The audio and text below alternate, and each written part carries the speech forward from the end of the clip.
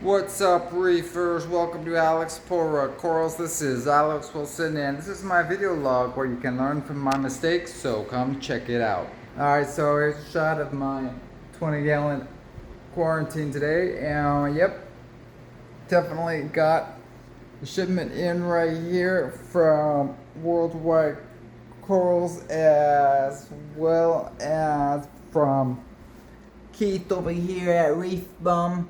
So yep, definitely got them in and they're doing okay. So let's check them out over here. So yeah, from Reef Bum I got the the 4 Acropora right here, as well as the Stylophora. So let's check them out, see how they're doing. And alright, so this one right here, this is the, if I'm not mistaken, the Strawberry Fields tenuous, and definitely good frag by Reef Bum over there. So thanks Keith for that. It's supposed to be just really good one, and definitely has good color, good polyp extension so far. And the other one over here is the Kryptonite tenuous, also a really good size frag of this one so far, and decent polyp extension, decent color thus far. So I was gonna see how they do. And I also got these two milliporas as well from Reef Bum. This is a pink millipora right there, and almost looks pretty similar to my milli colony that I just got here as well. And then that's Spatulata. It's also a type of millipora. So there it is. Hopefully they're gonna make it. And also got from Reef Bum over here the Jason Fox Bug Out Stylophorus. There it is down there. It's a nice pink and green with a lighter polyps on them. So, and look up here. This is the pink Stylophora that I got over here beforehand. And definitely looking really good color, really good polyp extension on them. So happy about that one. Also, I got another, this one from Worldwide Corals, West Coast, and that is a nice green Fox Bomb. So happy about that one. And what else do we got over here? Definitely have a little bit of dinos in here again, so hopefully that won't kill everything off. And I have, so that's why I put these guys up here on the frag rack. I have the Pulsing Xenia.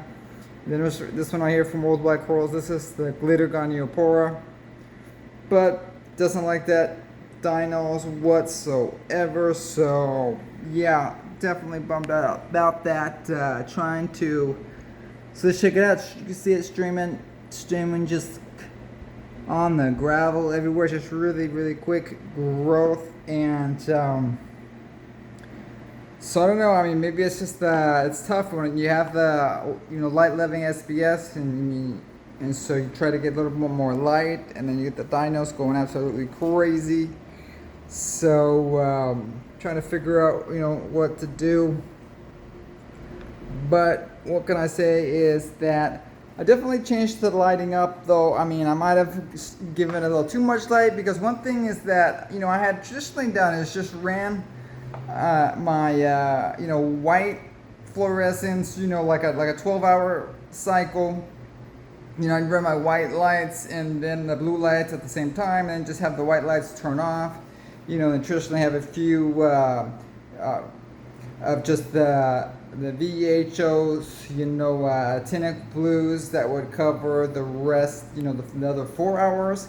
And so, with this Radeon, I had it just going the same thing, 12-hour cycle, and I have the the whites going for 8 hours normally, and then I would just have the blue lights for the rest of the time, though were on the same intensity. So I mean, I was doing like the same. If I was doing 100% intensity, then it would be 100% intensity. So maybe that was just way too much light, because, well, it's just one thing that might be a contributing factor to the dinos. And I was reading a spot, I think it was called Marine and Reef. Someone had mentioned online that, they described it in a pretty good way that it's kind of like if you have just the 8 hours of your photo period, is the growth time, and it's really just 8 hours a day, and that's it. So he really had a good way of saying it, in that the 8 hours is the growth period, and that's it. After that period, it's just aesthetics for you. So that was like a little bit different,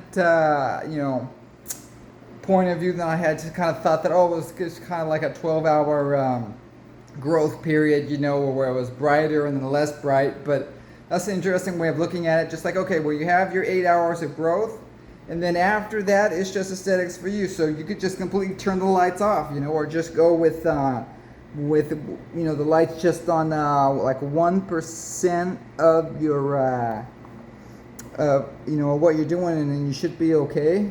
So the corals should get all the light they need, within that 8 hour period. So here's a shot of that new Australian Acropora millipora, and definitely looks like a pink reddish millipora with these creamy lighter tips on him, and he's doing really good polyp extension and color so far. It's hard to get a good close-up of him a little bit farther away, but yep, there's definitely a good shot of him. And so I adjusted the lights now back, and I started thinking about, well, wait a minute, it's also better to not only just to have the 8 hour period, but to go ahead and have a more natural copy of the sunlight, in the natural ocean, where you're getting maxing out at noon, and then having the sunset and the sunrise really light, so you have like a gradual change, mimicking the sun, right? And so I went ahead and did that on the Radion. I went and created a schedule that does that, where I'm running 12 hours, but I having it max out, after 6 hours. So like at noon is the peak intensity time, and then I have like 2 hours before that and 2 hours after that. I have it at maybe just like another 10% lower than what it is at, and then I'm dropping, so at noon I'm having it at 100% blues and 100% whites, and then at 2 hours back before and 2 hours after, I'm having the blues at just 10%. So that's a really nice way of spreading out the schedule, where I'm getting the best of all worlds. I really am, where it starts the day, and it's 100% that actinic look, for like, and I could increase that, but it's like probably a half hour or maybe an hour or so of super actinic, and then it switches over to just like this 15,000K look. And with this 15,000K look, it goes like that for about in another hour or so, and so I really get to enjoy what the corals look like under that spectrum. So I'm hitting all of the different lights, and then it goes back to the more bluish at night. So it's a really good feature of the Radions that it has a schedule on their Mobius app, that you can program it in to do that. So definitely happy and trying out this new intensity, and then I could adjust it down from there. But this way is kind of interesting, because I'm getting 4 hours right around my noon. So like it's 4 hours of pretty intense full lighting, and then I have like another 2 hours, so it's kind of like a medium light. So it's like 6 hours probably, a pretty good lighting. And then the rest of it, though, it is pretty like it has a much lighter intensities. And so there's something to be said about that. That there could be some corals that really enjoy, and grow best under like those lighter intensities, and they need exposure of that, and then as the light increases, during the day, those corals can kind of close up, or have all the light that they need, and then whereas the other small polyp corals and the clams like that can get all of the lighting intensity that they need as well. So it's definitely kind of an interesting way of going about it, and something to be said about this, to be able to have different lighting intensities, at different times of the day, just like it does on a natural coral reef. So I'm gonna try it out and see how it goes. It seems to make sense. So if it's true, that the corals get all that they need, within, 4, really maybe even 4 hours, 4 6 hours, certainly 8, that, and then if you just have more light after that, then it's just, does more harm than good to the coral. And then, best case scenario, you're just growing a bunch of undesirable algae. In my case, it's a red slime, right? Yellow tank red slime and toxic dinoflagellates. I know it's crazy. We got these dinos. You want to eat them for me? Look, he's eating the red slime. Come over here and eat the rest of the red slime for me. Yeah, we got some extra red slime over here. You're gonna come over here and eat it and stir everything up for me. Stir up the detritus. What else can you do? He's a working yellow tang in here. All right. So anyway, that's what I'm going with. And there's a shot of clams. Definitely liking the higher intensity like that, and I would put them even higher, but it's good, if I want to see them, it's good to have them low, to the front as possible. It's kind of a catch right there with the clams. But what else do we got? Thinking about, and that's it. I got these,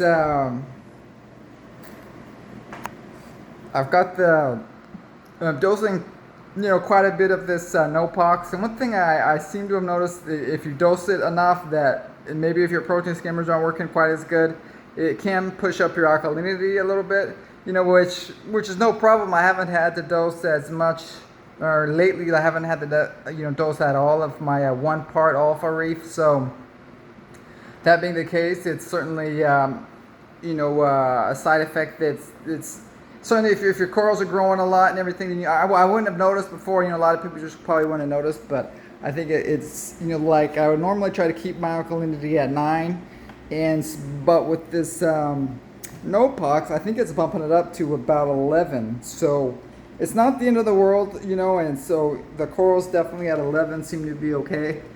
So there's no harm in leaving it like that, it seems like. And also adding a little bit of the granulated ferric oxide in both these guys, in this one and the other one, because the phosphates are continuing to be a little bit elevated. So hopefully that'll bring them right back down into range. Right, Yellow Tang?